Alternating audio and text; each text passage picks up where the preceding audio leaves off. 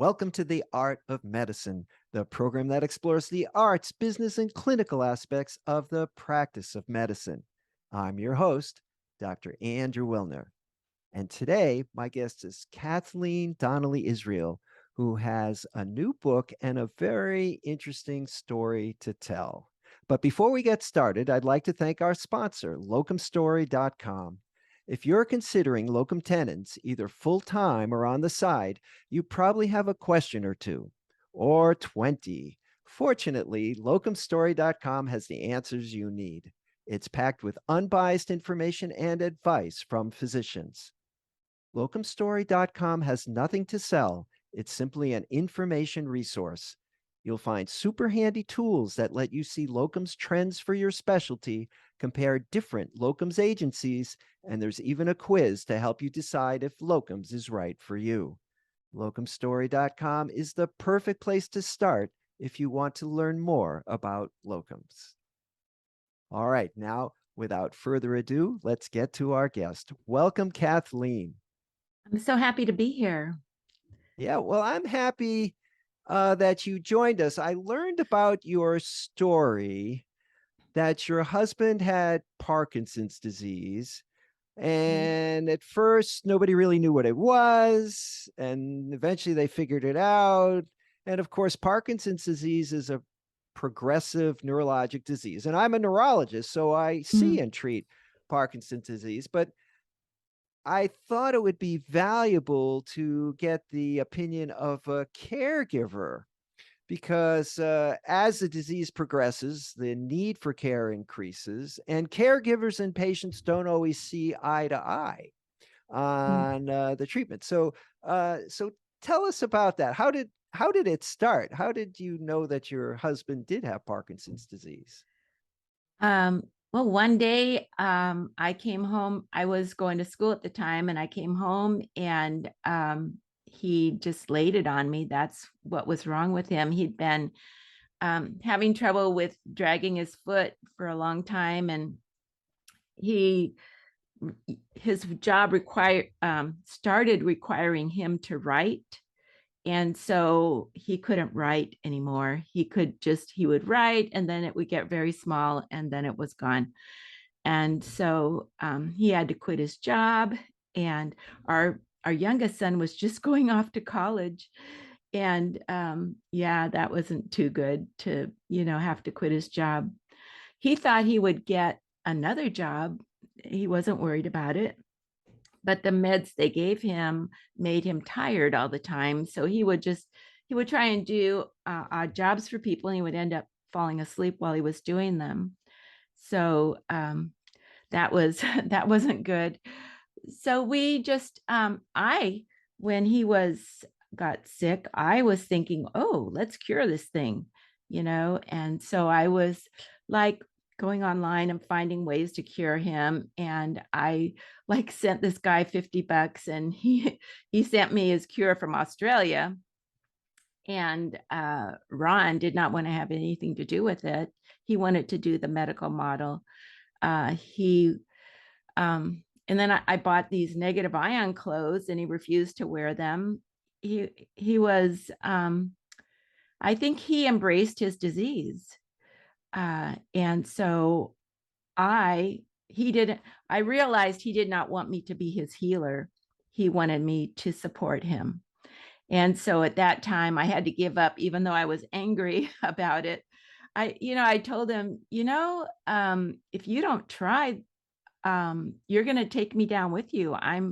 My life is going to be caring for you instead of doing what we thought we would do in our old age. He was an athlete and he was a triathlete. I mean, we ran a marathon together, and although he ran it in 3 hours and I ran it in 5.5 hours. So I was the wannabe athlete and he was the athlete. So he really was an athlete. So this Yeah. diagnosis was life-changing for him personally and life-changing for you as a couple. Um, did what would you say helped you as a couple kind of couples don't always agree on everything. So Mm-hmm. what was it that helped you kind of come to terms and you said, okay, I understand what you're thinking and it's not exactly what I'm thinking, but we're going to do this together. How did you hold it together? Well, I remember when we got married, I was very serious about being married to him. And I remember thinking, you know what? My life is not going to be my life anymore. I was 20 years old, but I realized at that time my life is not my life anymore. It's going to be our life from now on. So um, it was a no-brainer that I would support him. And personally, I was used to, I mean, we kind of supported each other over the years. I had a car accident one time, and he used to take me to work every night and pick me. I mean, I worked the graveyard swing shift, I guess, maybe. I took the bus to work at 4, and he would pick me up after midnight. So it was like we helped each other in our life. And I just thought, if this was me with Parkinson's disease, he would help me. And so it I was kind of familiar with supporting him. So it was a no-brainer. What about the neurologist, right? Did the Yeah. neurologist explain to you that, well, there's no cure. We do have medications that might help the symptoms a little bit, but this is going to get worse. Did the neurologist explain that, and did you believe it? Yeah. You know what? The week after we got the diagnosis, we were at church and this priest was standing up there giving the sermon, and he was talking very sadly about having visited a man in the final stages of Parkinson's disease. And he said, "You don't want to know about it." And there we were standing there at the beginning, and it was just like, oh man. From that description, I decided that I did not want to join any support groups. I didn't want to know what it was like later. And yeah, the neurologist, I don't think he didn't say, it's not going to get better. I think I knew that, he was like, okay, you need to take these meds. And Ron started taking the meds. That's, and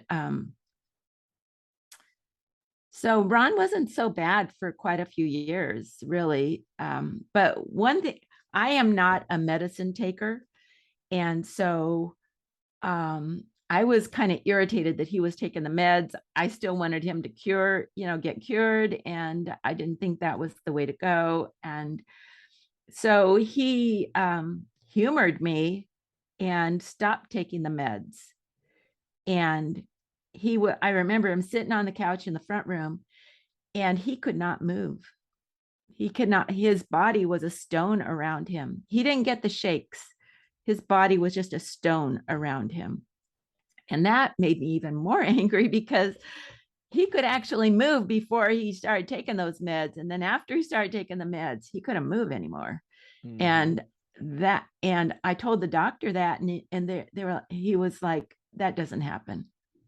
And I'm like, well, it certainly did happen.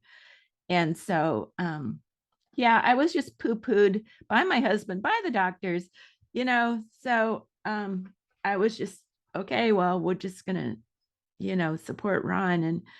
And so after he had been sick, like in 2010, he was in so much pain because he had been taking the meds for so many years. And what it started out with, carbidopa, levodopa, and then they gave him the meds to counteract the side effects of that. And then they gave him the meds to counteract the side effects of that.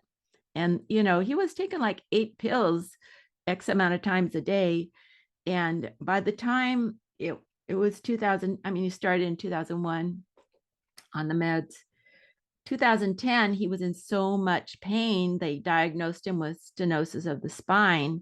They were going to start giving him gabapentin. And I was just like, no, that enough meds, and but you could just look at him and see how much he was in pain.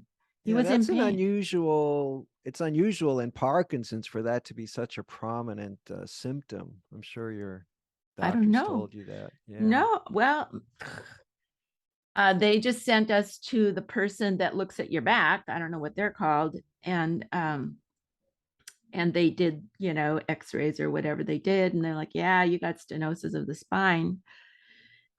So anyway, before he got a chance to take the gabapentin, this retired doctor, came to our house looking.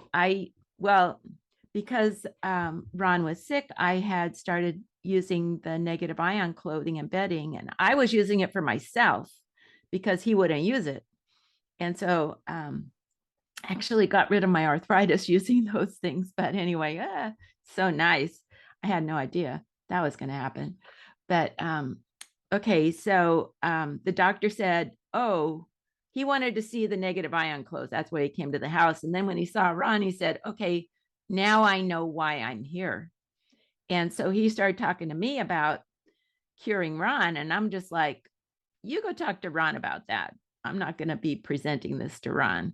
And so he did. And Ron was, was like, sure, let's, get rid of this. And so the doctor took him off of all meds. And he, anyway, so took him off his meds. And then the next morning, Ron was in so much pain. He just couldn't handle it. And he's like, I need my meds. And so I called the doctor, and he was walking up my street. He had come to, so every day after that, he came and gave Ron a vitamin B shot, and he had me doing 3 coffee enemas a day and juicing green apples, celery, and carrots. So I was juicing that and feeding it to him. But you know what? After that first day that the doctor came and he gave him the coffee enema, and after that, he never had pain anymore after that first enema. And so he was happy, but he was paralyzed. He could not move. And so, but he didn't care. He was glad to be not in pain. And so there I was, okay, well, let's figure out how to do this with a paralyzed person.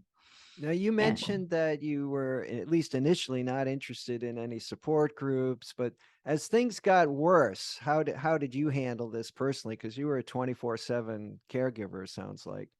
right. And in the beginning, I was pretty gung ho, just doing what I needed to do. We found some really interesting things to do.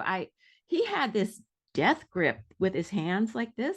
And so I got a little bar, a little wooden bar, and I put it in his hand like this, and I just picked him up, and he was hanging onto that thing, and I could get him to walk to the bathroom doing that.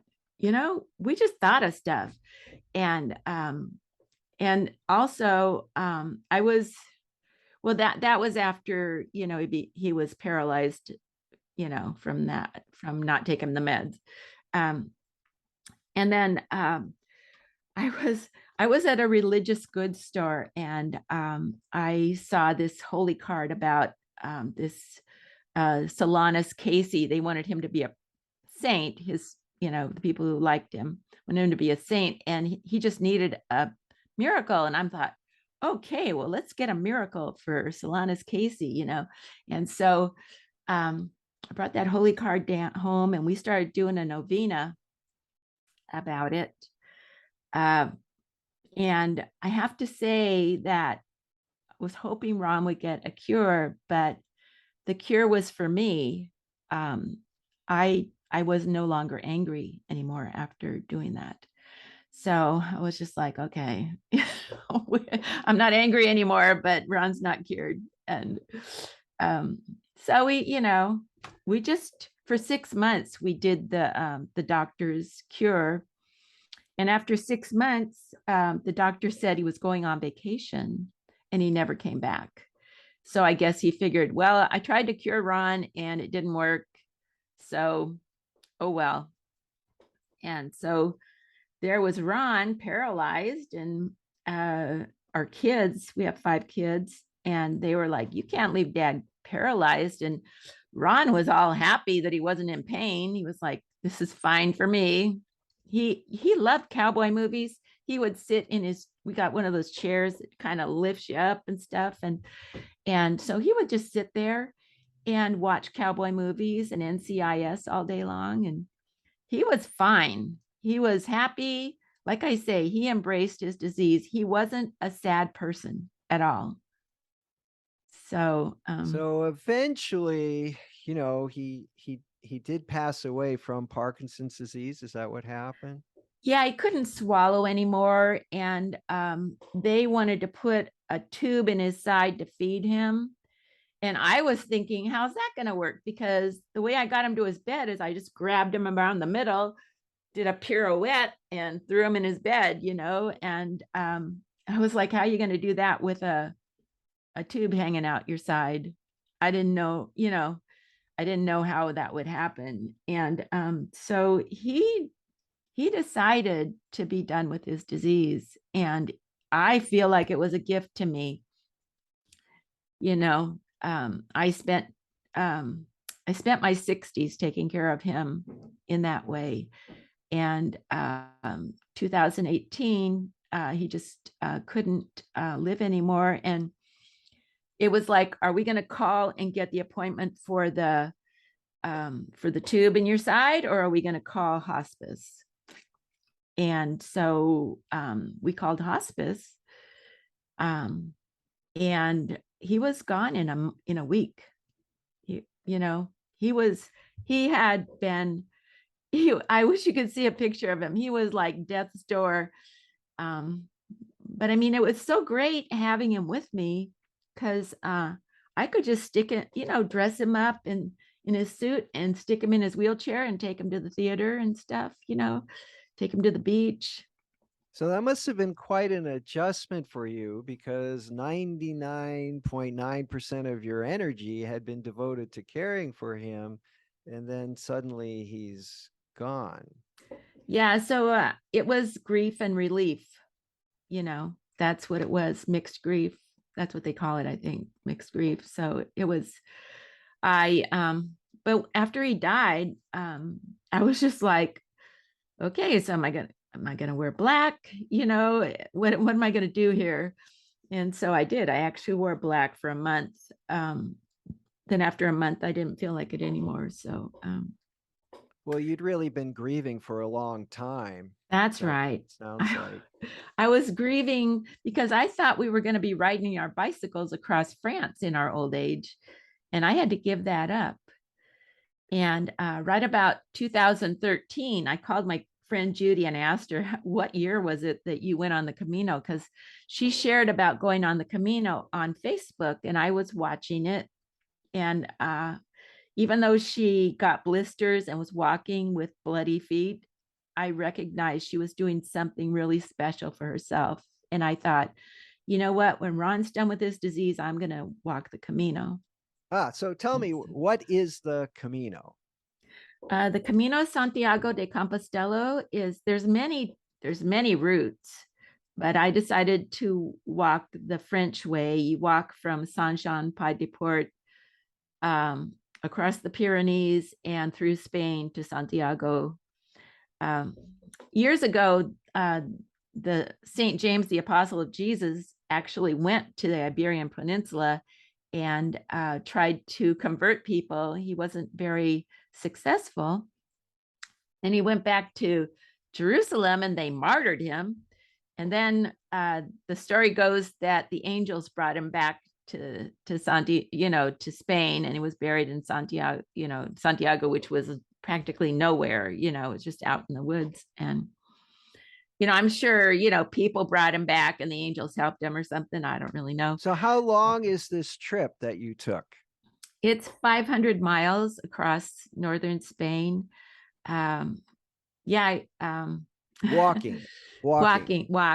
Yeah. I used to walk with my friend like 5 miles 3 days a week. I would walk on San Diego Mission Bay, and I didn't even break a sweat. And I thought, well, I can walk 5 miles before lunch and 5 miles after lunch, and I can do this. So 10 and miles a day, 500 miles. What's that? 50 days. 50 days. Is that about Yeah. right? Is that about right? Yeah, except for actually I walked more than 10 miles a day because after a while I got buff, and I ended up getting to 10 miles before lunch. And so then I would add more miles on to my, walking. Now, somehow this journey, at the end of the journey, there was a book. Yeah. Show me the book. Where did the book come from? Yeah, well, while Ron was ill, I had to be there. And so I spent my evenings online listening to enlightened thought leaders. Um, I had kind of a rough childhood, and so I had a lot of healing to do. And so I just listened to all these healers, and every once in a while I would buy their program and work their program. And then when it got kind of boring, God would send me another teacher and I would do their program. And so after, 8 years of this, I felt like I had developed some philosophies of my own and I wanted to write a book about it. So when I got back from Santiago, I was like, okay, it's time to write the book. And then I was like reluctant to be teachy. And so I remembered that I had told people about all my philosophies on the Camino, just meeting people, and they would tell me their problems. And I'd say, well, I tried this, and um, so I wrote my book about walking the Camino and telling people about um, the my philosophies. And so that's how the book came about. So you shared kind of heard of talk therapy. So this is kind of walk therapy, right? You're walking and Yeah, thinking and sharing. After Ron died, I needed to, I mean, my whole house was half of the house was his stuff, and I had to either get rid of it or not. And it made me sad to get rid of it, but it made me sad to keep it too. So it was really good to get away from there. I was gone for 3 months, actually 66 days on the Camino. And then I went to Scotland afterwards and took some art classes. But So the book um, is available on Amazon. Is that right? yeah. So my website is wisdomonthecamino.com. And you can click, buy the book, or you can go to Amazon and just put in wisdom on and I think you write CAM and it comes up with my book, Wisdom on the Camino. But the subtitle is A Spiritual Journey, Sharing Forgiveness and Possibilities to Inspire the Rest of Your Life. Now, is there anything in there about, do you have any advice or thoughts to share with someone who is in your situation as a kind of a caregiver? It doesn't have to be Parkinson's, but with some chronic illness where there's kind of no way out, there's no cure and this is the way it's going to be. Did you learn anything that might help someone else? One of the things that I learned is there are endless possibilities. Um, one of the drawbacks of trauma is that we can't see the possibilities for ourselves in our life. So I guess what I want to say is there are endless possibilities and you just got to notice them. And also when things are awful, um, I believe that I attracted all the awful things in my life with my low vibration. I came in, I was vibrating really low and I honor myself for deciding to come into this world actually to raise my vibration. So what I found is that you have to like change your mind.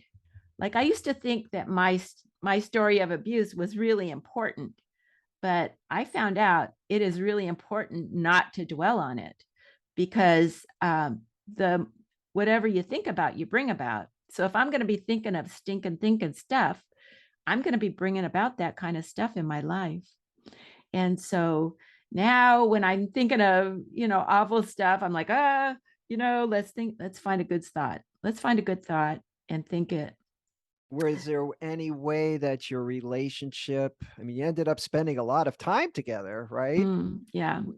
Was there any enhancement to your relationship, or was it just sort of misery every day? It wasn't misery. He was a happy man. I'm just having to say that he was a happy man. He embraced his disease. He Other people will have that, but and he was so amusing. I mean, he couldn't talk either, after well, he tried to get the deep brain stimulator. The first one worked, but the second one, after the second one, it was a failed one, and he couldn't talk and he couldn't walk, and he could use his hands. So he used to write things on my hand.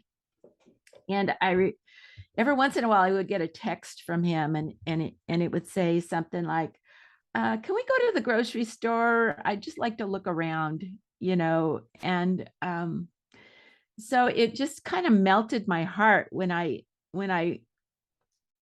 thought about, there he is in his room watching cowboy movies, and he's like thinking about, well, let's go to the store.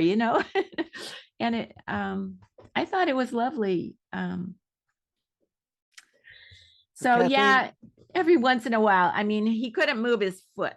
I mean, and that would make me crazy. I would be trying to move him and his foot was like glued to the floor. And that really frustrated me. And I had to get over that, but that was hard. I have to say. as a neurologist who sees patients usually, fairly briefly, this has given Yeah. me a lot of insight, and I want to thank you for sharing your story on the art of medicine. Well, thank you for this opportunity. Before we close, I'd like to give another thanks to our sponsor, locumstory.com, a resource where providers can get unbiased answers to all their questions about locum tenens.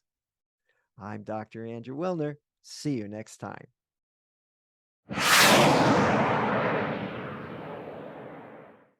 This program is hosted, edited, and produced by Andrew Wilner, MD, FACP, FAAN. Guests receive no financial compensation for their appearance on the art of medicine. Andrew Wilner, MD, is Associate Professor of Neurology at the University of Tennessee Health Science Center, Memphis, Tennessee. Views, thoughts, and opinions expressed on this program belong solely to Dr. Wilner and his guests and not necessarily to their employers, organizations, or other group or individual. While this program intends to be informative, it is meant for entertainment purposes only. The art of medicine does not offer professional financial, legal, or medical advice.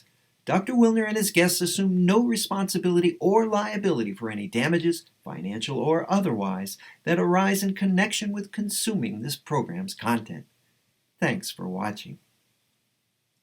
For more episodes of The Art of Medicine, please subscribe. www.andrewwilner.com